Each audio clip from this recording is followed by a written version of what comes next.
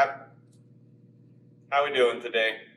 It's Wednesday, yet I'm still wearing the same shirt from Monday. Yeah, kind of gross, right? That's okay, I'm not too worried about it. Today, we have got some mobility for the Teres and the post delt, all right? Then we've got a little bit of a cool kind of structural balance, turning some new movements here. And then we got a nice little sweaty, as always, quad. All right, so starting off with the mobility. Trusty lacrosse ball. We're gonna take our lacrosse ball, we're gonna put it on the back of the armpit, okay? Right here. This is where your Teres is. Use button number 1, right there, okay? From there, kind of roll around a little bit. All right, so find the hot spots. If you rather do this on the floor, you can. It would be the exact same position, except you'd be like this, and this would be the floor. Pretty simple, okay? Roll it around there, okay? The other one is going to be post delt, okay? So very, very close to that. Your Teres is here, your post delt is up here, okay? For your post delt, get that ball up there, keep your elbow nice and high, and yeah, just kind of roll around in there, okay? So it seems like a pretty benign little muscle, but with all the bent over rows we do, what happens is when your lats get tired and your arms get tired, your post delt is like, help! And then it tries to help out. And then what can happen is it can start to get a little bit tighter, a little more fatigued, and then kind of affects our ability to put our arms over our head or press. So want to keep that guy mobile, all right?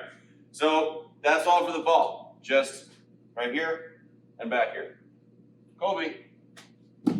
Moving along. The bent press, B-E-N-T, not bench, bent. Getting bent today, all right? So starting with the dumbbell, this is ideally done with a kettlebell, but if you have a dumbbell, that's fine. So this is like a combination of an overhead press and a windmill, okay? So you're going to screw away from the foot that is looking out, press yourself down, stand up, bring it back down, okay? Screw away,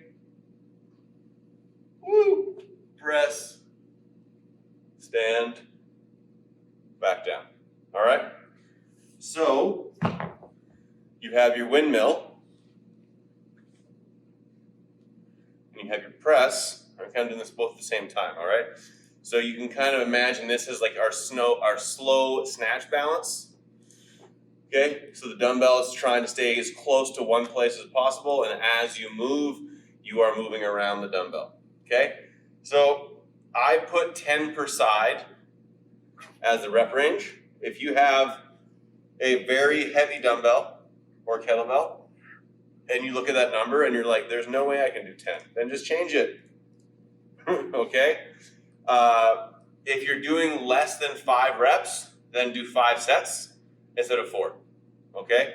But if you're doing from anywhere from 10 to 6 reps, you're still gonna do 4 rounds, okay? And you're doing 10 per side. So just remember, if you're starting on your right side, you have your opposite foot pointing away from you, and your same side is pushing forward, and you will push towards the kettlebell, press and bend, and then stand, then down, okay? That's movement 1. Movement 2 is a lying pullover, okay? So I just call it lying kettlebell pullover. Once again, another movement that is ideally done with the kettlebell, but you can do it with a dumbbell just fine as well, okay? So, if you're using a kettlebell, you got the bell of the kettlebell, the bottom pointing towards or over your head. You're gonna push your low back down, reach back, tap, and pull back up, okay? So when I'm doing this, I want my ribs to stay pressed into the floor, okay? And as I'm going up I don't want my ribs to flare up with my hands. I want my ribs to stay down. So what I always try and think of is as the kettlebell goes up, I'm pressing my ribs away from the kettlebell, okay? You'll feel like that squishes your low back onto the floor, and then just pull yourself back to neutral at the top, okay? Nothing crazy, okay? Our goal is 12 total, all right? If you can only accomplish, same thing with the bench press, if you can only get 6 to 8 reps comfortably, then only do 6 to 8, maybe 9 reps, okay? Really cater the rep ranges to the weight you have available to you, okay? Any questions? Good. From there, we go into our WOD. Today's a fun one. A lot of reps, but it's fun.